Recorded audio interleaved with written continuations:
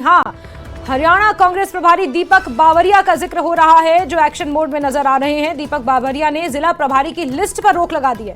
18 दिसंबर 2024 को ये लिस्ट जारी हुई थी।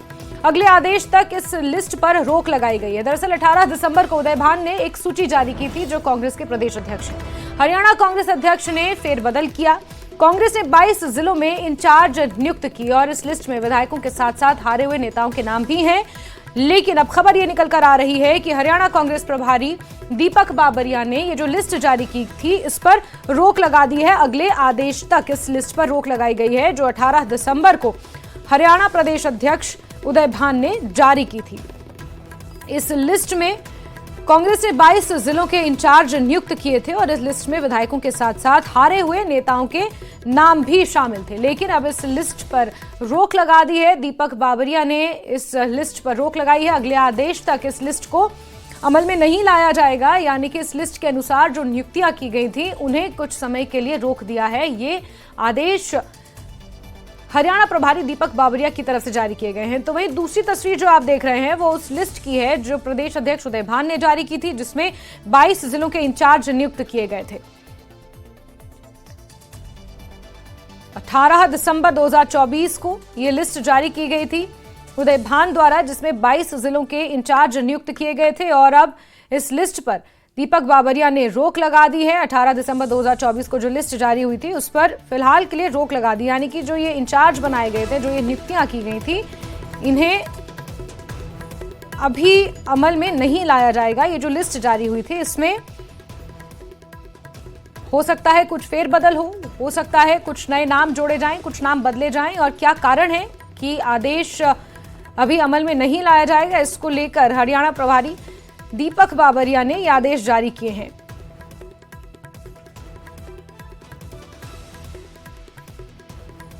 तो आपको बता दें, जो दीपक बावरिया ने जारी किया है ये आदेश, उसमें लिखा है कि सभी हरियाणा कांग्रेस के नेतागणों और कार्यकर्ताओं को यह अवगत कराया जाता है कि हरियाणा प्रदेश कांग्रेस कार्यालय की ओर से जो 18 दिसंबर 2024 को जिला प्रभारियों की सूची प्रकाशित की गई थी, अगले आदेश तक फिलहाल लंबित कर दिया गया है और अगली विविधा तक इसका अमलीकरण स्थगित रहेगा। यानी कि ये जो लिस्ट जारी की थी 18 दिसंबर को, इसका अमलीकरण फिलहाल के लिए स्थगित कर दिया गया है।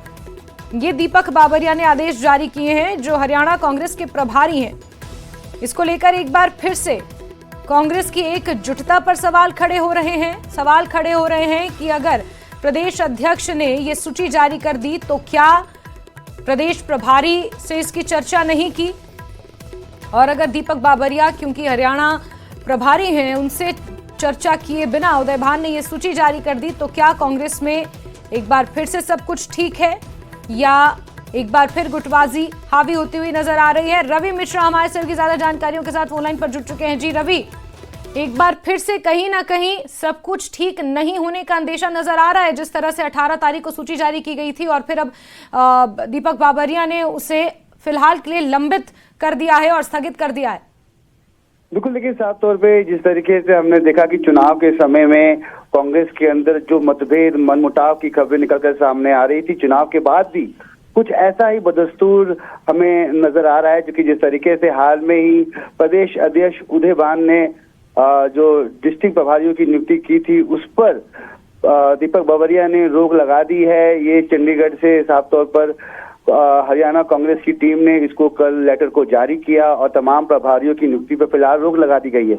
इसमें साफ चीजें निकलकर सामने आ रही हैं कि कहीं ना कहीं गुटबाजी की खबर है। जिन लोगों को प्राथमिकता दी गई है इस सूची में, वो कहीं ना कहीं हुड्डा ग्रुप के नजदीक नजर आते हैं और कहीं ना कहीं कुमारी शैलजा और बाकी अन्य नेताओं को दरकिनार किया गया है। उनके लोगों को यहाँ पर प्राथमिकता नहीं दी गई है। इसके मद्देनजर दीपक बावरिया ने ये कदम उठाया है और लगातार इस तरीके के विरोधाभास की खबरें निकलकर सामने आती आई हैं। अब देखना ये होगा इस पर आला कमान क्या निर्णय लेता है, क्योंकि अब तक आला कमान ने चुनाव के बाद जिस तरीके से खबरें निकलकर सामने आ रही थी कि प्रदेश रवि, लेकिन देखिए इसमें जो मुख्य बात है में बदलाव होगा। जी रवि, इसमें जो मुख्य बात है कि 22 के 22 जिलों के लिए प्रदेश अध्यक्ष इंचार्ज नियुक्त कर देते हैं विधायकों के, और कुछ हारे हुए नेताओं के नाम, कुछ हारे हुए प्रत्याशियों के नाम भी इसमें होते हैं। तो क्या प्रदेश प्रभारी से चर्चा नहीं की गई होगी इतनी बड़ी जिम्मेदारी सौंपने को लेकर? क्योंकि एक एक जिले की अगर जिम्मेदारी सौंपी गई है किसी नेता को, तो क्या उदय भान ने डिस्कस नहीं किया होगा दीपक बाबरिया के साथ या आला नेताओं के साथ कि किस किस नेता को किस तरह की जिम्मेदारी, किस जिले की जिम्मेदारी सौंपनी है? बिल्कुल, देखिए साफ तौर पर जिस तरीके से संगठन का गठन करना था, दोबारा कह सकते हैं कि पार्टी में एक रफ्तार और एक जोश की फूकनी थी, मगर वो अब तक नहीं हो पाई थी।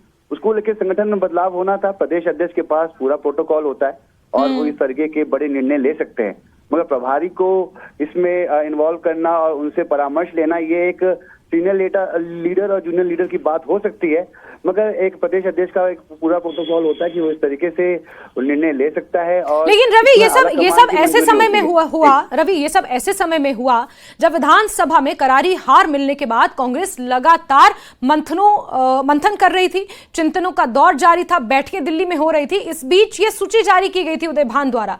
तो क्या ये माना जाए कि आप बैठकें कर रहे हैं, फैक्ट फाइंडिंग कमेटी की बैठकें हो रही हैं, लोगों से फीडबैक लिया जा रहा है कि क्या कारण था, लेकिन इस बीच आप किसी ठोस निष्कर्ष पर आने से पहले एक सूची जारी कर देते हैं और फिर आगे आने वाले समय में प्रदेश प्रभारी उस सूची को स्थगित भी कर देते हैं, तो कहीं ना कहीं गुटबाजी पर सवाल क्यों खड़े ना किए जाएं? जैस्मिन, जब ये सूची आई निकलकर सामने, तभी इस सूची पर सवाल खड़े किए गए। जब आला कमान और शीर्ष नेतृत्व ये चिंतन मंथन कर रहे हैं कि चुनाव में जिम्मेदार कौन, हार का जिम्मेदार कौन, प्रदेश अध्यक्ष के पद पर तलवार लटक रही है, सीएलपी लीडर के पद पर तलवार लटक रही है, ऐसे में ये निर्णय लेना कि जो जिला प्रभारियों की नियुक्ति होती है, ये कहीं ना कहीं एक सवाल थे, जो कि सबसे पहले संगठन में प्रदेश अध्यक्ष की नियुक्ति होनी जरूरी है और उसको लेकर, उनके पद को लेकर कहीं ना कहीं सवाल बड़े नेताओं ने उठाए। तमाम कांग्रेस के बड़े वरिष्ठ नेताओं की बात करें, कैप्टन अजय यादव की बात करें, कुमारी शैलजा की बात करें, रणदीप सुरजेवाला की बात करें, तमाम लोगों ने सवाल उठाए हैं कि अब तक हार की जिम्मेदारी प्रदेश अध्यक्ष ने नहीं ली। ऐसे में प्रदेश अध्यक्ष ही 22 लोगों की सूची जारी करते हैं और प्रभारी उस सूची पर रोक लगाते हैं। तो कहीं ना कहीं ये सवाल बिल्कुल रवि, और इससे पहले रवि, और इससे पहले भी उदय भान और दीपक बाबरिया के बीच की तनातनी की खबरें सामने आ चुकी। जब उदय भान ने, जब विधानसभा चुनाव के नतीजे आए, उसके बाद इस बात को कहा कि 1 साल पहले ही प्रदेश प्रभारी को संगठन के ना होने का जिक्र कर दिया गया था। उन्हें जानकारी दे दी गई थी कि प्रदेश में संगठन मजबूत नहीं है, संगठन है ही नहीं और संगठन के बिना हम चुनाव नहीं जीत सकते। लेकिन 1 साल तक दीपक बाबरिया ने कुछ नहीं किया। इस तरह की बातें उदय भान की तरफ से बहुत पहले की जा चुकी थी जब नतीजे आए थे 8 अक्टूबर को।